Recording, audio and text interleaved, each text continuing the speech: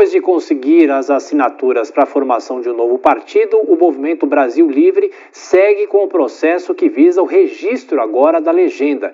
E o nosso entrevistado é Renan Santos, um dos fundadores do MBL e presidente do Missão.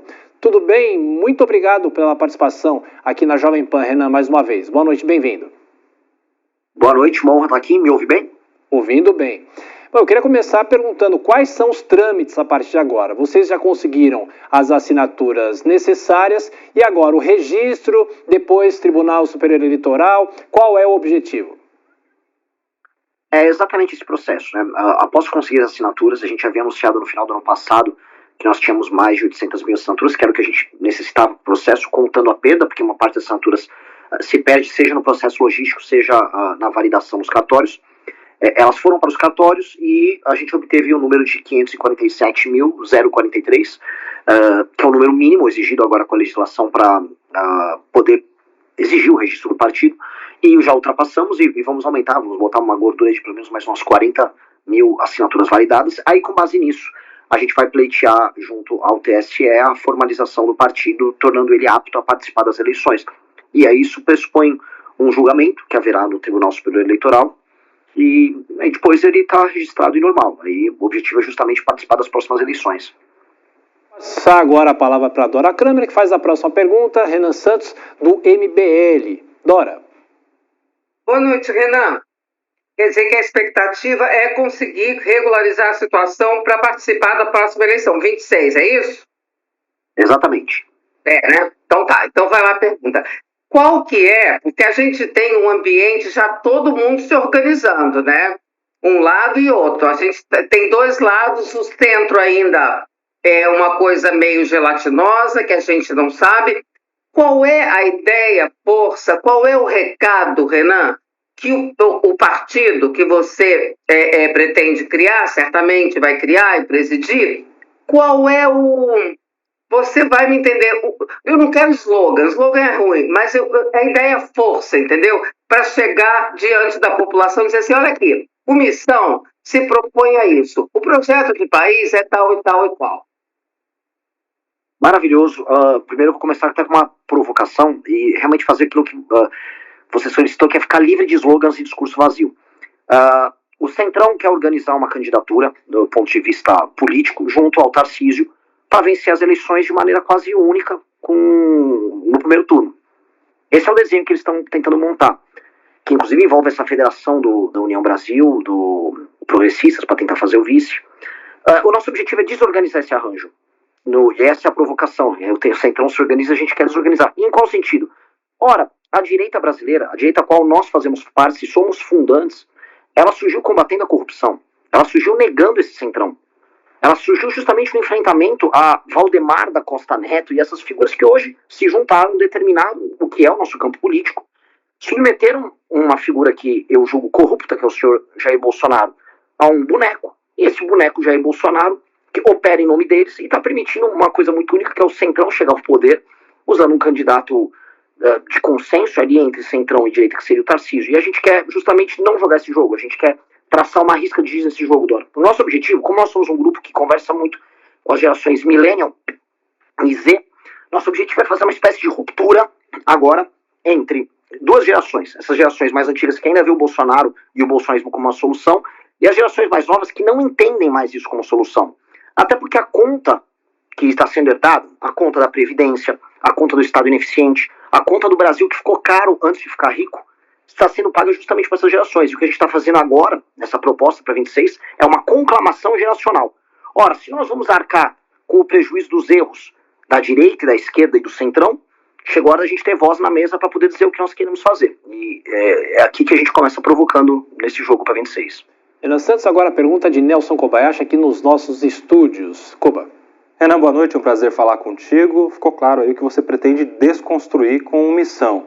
A minha pergunta é se isso tudo passa por candidaturas próprias para a presidência, governo do estado de São Paulo, Senado Federal. Como é que vocês estão se planejando para isso? Porque 2026 está aí já. Maravilhoso. Sim, nós vamos ter candidatura própria para presidente da República, para governos estaduais, para deputados, a montagem de chapa. Eu fui questionado, inclusive, hoje, sobre se nosso foco estava no cruzar da famosa cláusula de barreira, que se tornou uma espécie de pesadelo para várias legendas pequenas e médias. E nosso objetivo não é, vamos dizer, se organizar para cruzar a cláusula de barreira, porque todo mundo meio que vende a mãe, né, desculpa o termo aqui, em troca desse objetivo que acaba gerando recurso partido. Nosso objetivo é firmar um discurso geracional, como eu havia respondido agora há pouco para a Dora, e firmar uma série de agendas, né, que eventualmente posso ser questionado aqui acerca delas, e, enfim, tornar elas importantes no debate público e participar de maneira efetiva e agressiva das discussões políticas sobre o rumo do Brasil. A gente considera que o Brasil está indo para o buraco em muitos termos e que a gente precisa ter uma efetividade maior na hora de endereçar esses problemas. Ô Renan, claro, se você quiser falar sobre essas agendas, o que vocês estão propondo, mas eu queria te fazer uma colocação que é a seguinte: o MBL surgiu no meio da década passada, no impeachment da presidente Dilma Rousseff, nos protestos contra a corrupção, Lava Jato, e claro, ali existia um apoio talvez popular muito grande ao MBL, e eu pergunto para você o seguinte: por que não foi tentada a formação de um partido naquela época, se é que não foi realmente, ou não se conseguiu o apoio, e agora, o que é o MBL hoje na comparação com o surgimento há quase 10 anos, né? O MBL, à época, ele liderou e iniciou uma espécie de insurgência da tal direita brasileira, que a gente ajudou a dar forma a ela, junto com outras lideranças à época, e ele, nesse sentido, ele era popular, né, organizando manifestações, fazendo um enfrentamento claro ao PT, quando não havia rusgas no campo da direita. Mas ele era infinitamente menor e menos organizado do que ele é hoje, né? Então chega a ser paradoxal, porque nós somos uma parcela daquilo que se chama de direita, né, com um corte geracional muito claro, ao mesmo tempo que nós nos tornamos maiores, nós temos muito mais recursos, nós temos muito mais estrutura física, nós temos eleitos em todo o território nacional, e o que nós não dispunhamos à época era de, vamos dizer, uma casa em que a gente pudesse formar as nossas ideias e formar as nossas lideranças e poder participar como protagonista do debate público nacional. A gente tinha uma estratégia anterior que era errada, e a gente tem que fazer uma meia-culpa pela estratégia, que era a ideia de participar em vários partidos e obter um espaço relativo dentro deles para poder atingir nossos objetivos, mas isso não é real.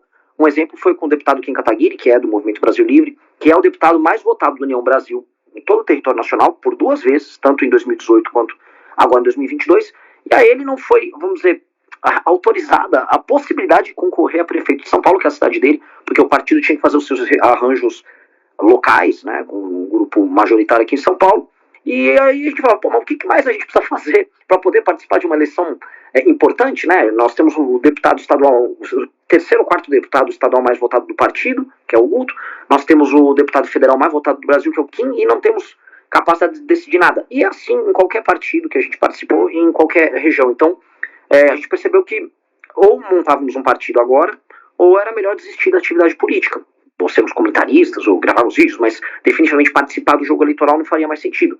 Então foi uma decisão de vida ou morte que a gente tomou agora, e a gente foi bastante bem sucedido nisso.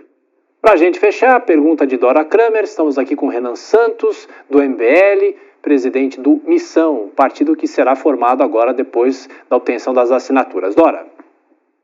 Ô, Renan, vou deixar de lado grandes elaborações e fiquei super curiosa, porque você, quando você respondeu para o Kobayashi, você disse, vamos ter candidaturas próprias, sim, a presidente, governo do estado, então me diga aí, presidente quem? E governadores, São Paulo, Rio e Minas, vamos lá. Presidente, eu farei um convite, inclusive, para um colega de Jovem Pan para vocês, o Cristiano Beraldo, que apresenta o Pingos nos Is. O grupo internamente me pleiteia como presidente. Eu confesso que eu não tenho vontade de ser candidato, acho que eu sou muito melhor como organizador.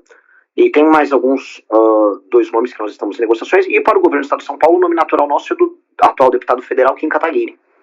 E já queremos jogá-los todos na fogueira e já jogar o nome publicamente. Já estamos fazendo os convites públicos, inclusive, justamente para a gente começar a marcar nossa posição nesse jogo.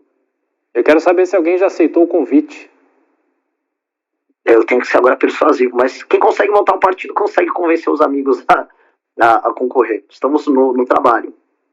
Bom, Renan Santos, do MBL. Aliás, só mais uma dúvida, o nome vai ser Missão mesmo ou vocês vão misturar as siglas? Não, será Missão. Inclusive, uma curiosidade, a gente vai usar o Missão no feminino. A Missão.